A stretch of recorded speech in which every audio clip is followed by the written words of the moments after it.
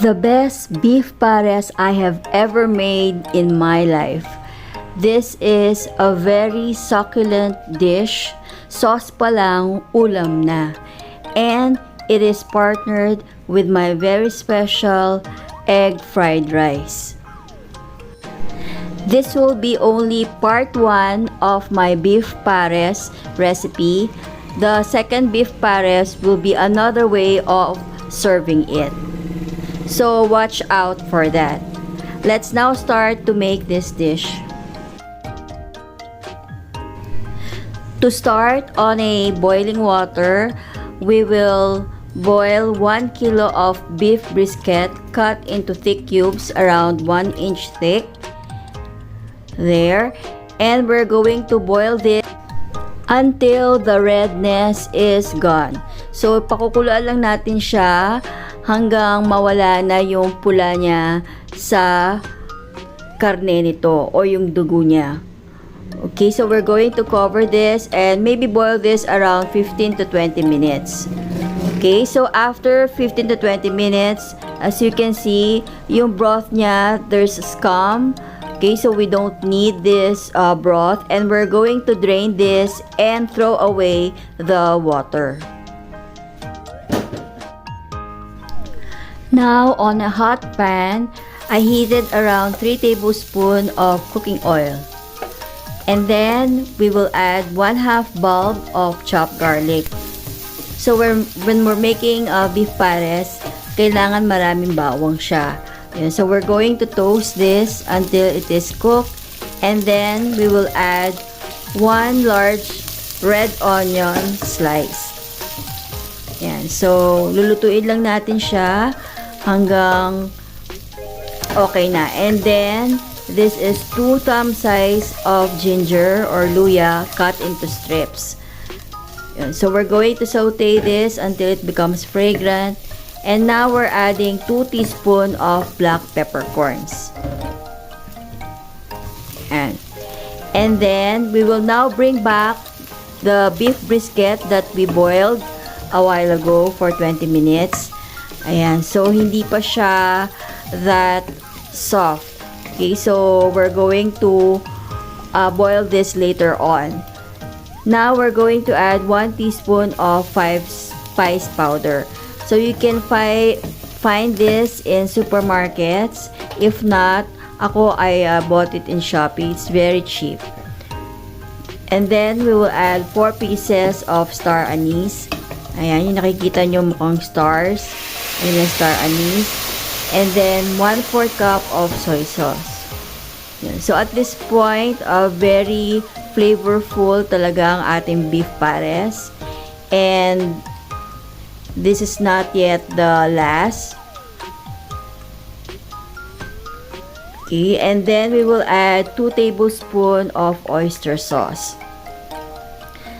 So we will just mix everything together and let it simmer for about a few minutes until all the ingredients talaga kumapit talaga sa ating beef. Okay, so after a few minutes, ganito na yung kulay ng ating beef. The color is really very nice after a few minutes. And now, we're going to add 3 to 4 pieces of laurel leaves or bay leaves. Ayan. Tapos ito, this is just optional. 1 tablespoon of rice wine. If you have rice wine or cooking wine at home. If not, then okay lang kahit wala na. And then, we're going to add 1 stalk of leeks cut into 2 inches thick. Ito yung dahon ng sibuyas na malaki. Ayan. And then, lastly, we're going to add 1/4 cup of brown sugar. So, balance yung ating sangkap. May matamis, may maalat. Yun, and all the yung nilagay nating mga spices. Ayan. So, we'll just mix this again until manuot talaga yung mga ingredients na nilagay natin, kumapit talaga sa ating beef. And, okay, so after a few minutes, this is how it looks like. And now we're ready to add 4 to 6 cups of water. Ayan. So, ito na yung part Now we're going to boil this until our beef becomes very, very tender. Ayun. So, yeah, we're going to wait until it boils. Yeah, we're going to check like this one. And now you have the option. If you have a pressure cooker just like me, then you transfer it to a pressure cooker para to save time in tenderizing our beef. But if you don't have a pressure cooker, then just continue boiling it using your stove top. Yun. So, for pressure cooker, around 40 minutes. And for stove top boiling, around an hour or so. Yun. So, we're going to check this later on. Meanwhile, let's make our garlic fried rice. Yeah, so, again, around 2 to 3 tablespoons of cooking oil. And then, around 5 cloves of garlic. Yeah, so we're going to just toast this.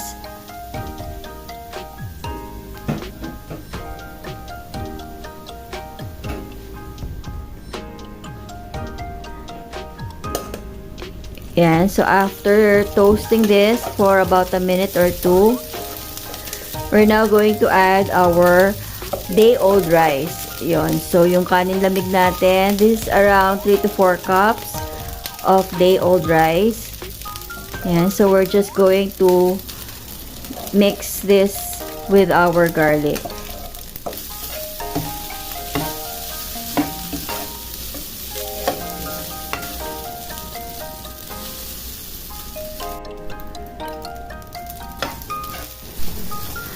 So after we mix the rice very well with our garlic, this is how it looks like. Yan. And at this point, I'm going to show you a little bit of technique. So we're going to put the rice on one side of the pan, and we're going to tilt our pan just a little bit. Yun, angat lang natin ng konti. And we're going to put 1 tablespoon of cooking oil.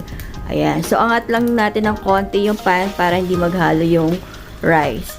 And now, these are 2 eggs beaten. Ayan, and nilagyan ko ulit ng konting tubig yan. Okay, so we're going to cook this until you notice that it becomes a little bit dry na on the top. Ayan, so kapag dry na siya like this one, then you're now ready to mix it all together with our rice. Yun, durug-durugin nyo lang siya.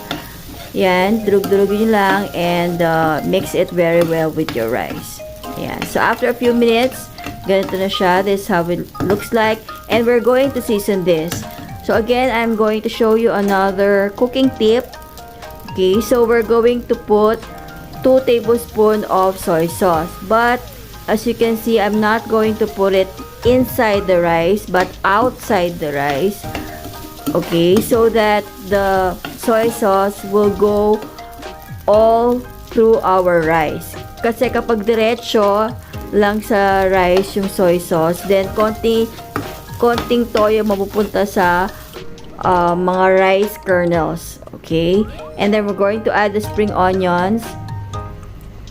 And then at this point, yung beef na pinakuluan natin kanina, we're going to bring it back and then take off the star anise and the leeks. Yun, tatanggalin lahat yon.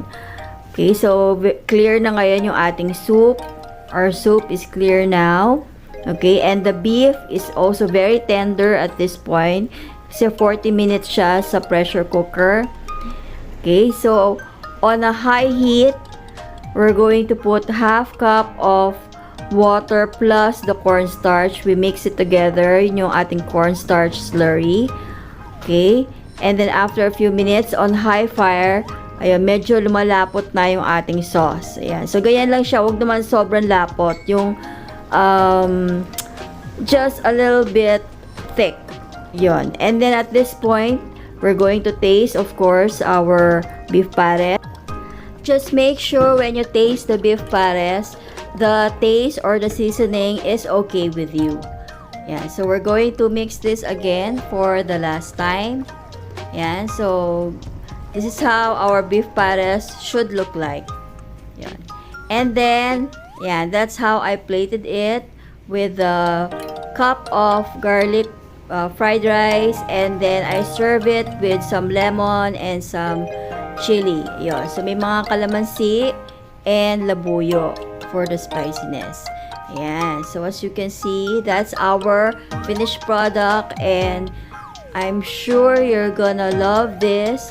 My ultimate and the best beef pares that I've ever cooked in my entire 50 years of life. Yeah, I'm sure you're gonna try this, and wait for the part 2. I'm going to have a part 2 of this beef